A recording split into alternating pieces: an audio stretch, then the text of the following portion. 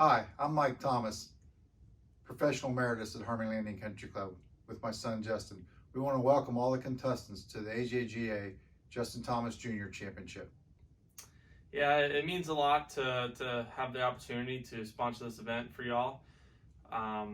Giving back is something that's very important to me, something that has been over the years, and now having the opportunity to, I've put myself in the position where I can do that and have an impact not only on just you kids, but whether it's children in need, military families, junior golf like I have with my foundation. It's extremely important, and along with my ACE grant endowment, which my dad will go more into. It's an honor for us to be involved, and Justin in particular, in the ACE grant program that the AJGA has. It allows him to help families in Kentucky, young junior golfers, with the financial resources to enable them to continue a playing schedule. As we all know, it's very expensive, and fortunately his contributions to the ACE grant program is allowing that to be a reality for some of the kids in Kentucky. Having your dad as a coach is fun. It's obviously has its moments of having to separate a parent and a son and a student and a coach, and I think we've done a great job of that, especially the last 4 or 5 years. A lot of it had to do with me maturing a little bit and growing up and realizing that my dad did have my best interest as an instructor, and wasn't me just disagreeing with everything he said because he was my dad. So that was a part of it. But at the same time, once we step on the golf course, or once we're looking at videos or talking about golf swing or whatever I need to do, it has nothing to do with being a father and a son. He wants me to play well because he's my dad, but he wants me to play well because he's my coach as well. And we're always working to get better. We're not necessarily trying to go from here to here, just might be from here to here to here, because just like when you're playing around in golf and you're 3 under par through 6 holes and you want to shoot 8 under, you can't get to 8 under unless you get to 4 under first. So we're always trying to just slowly get better and better. So I'm very lucky to have him by my side.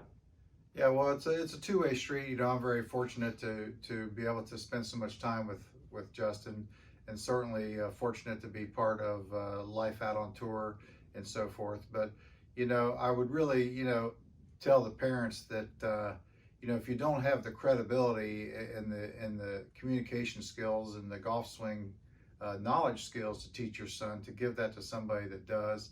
But really what our relationship has been is I've tried to be a friend first, and then an instructor and a parent last. So we very fortunate. We have a great relationship and we work well together, and it's worked out good so far. As many of you know, being a junior golf parent can be a challenge. The biggest advice that I can give you is to make sure that your child is having fun and enjoying the game, and just let them, they got in the game for enjoyment, and we don't want to end that, let them just stay in the game for the enjoyment of golf. Keeping your golf game sharp during quarantine can be tough. You obviously don't have the same resources and everything in terms of being the norm of being able to stay in that normal routine. But for me, you need to be able to still have somewhat of a routine with whatever resources you have, and keeping all your fundamentals intact. So if your golf course is closed, which although most and some are now opening up, whether you're checking your alignment, you're checking your ball position, your grip, it's little things, walking around your house with a club in your hand and just making sure that your hands are on there the correct way. Just little things here and there is stuff that I do. And then when I go out and am able to practice, I'm able to work on those fundamentals, putting a stick down for my alignment.